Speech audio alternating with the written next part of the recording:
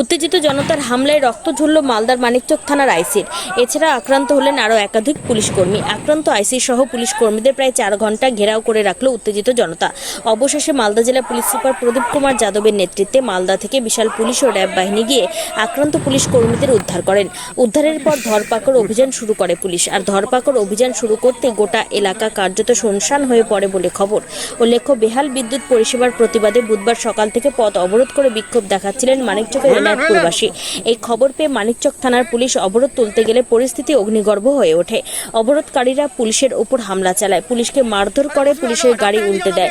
হামলার ঘটনা ঘটে সংবাদ মাধ্যমের ওপরেও।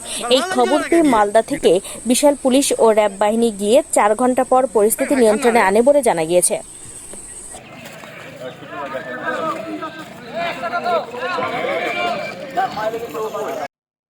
इधर एक गोली लगा, इधर हॉस्पिटल में बचा करेंगे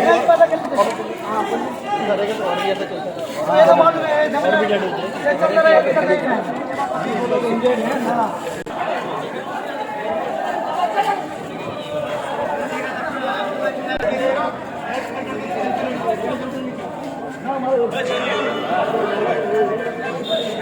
জন্য আমরা কমপ্লেন করেছি কি লাইন কেন আসছে 1 মিনিট থাকতে চলে যাচ্ছে, সারা রাত লাইন থাকে না, দিনের সময় 1 মিনিট আসছে চলে যাচ্ছে।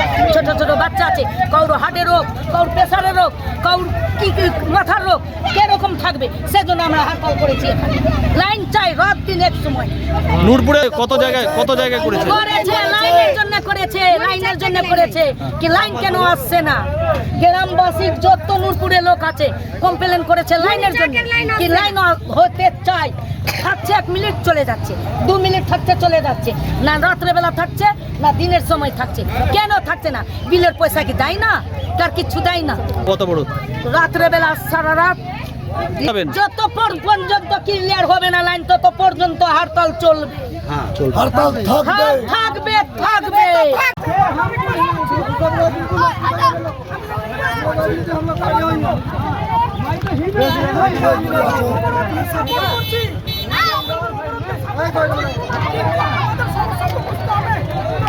समस्त पुलिस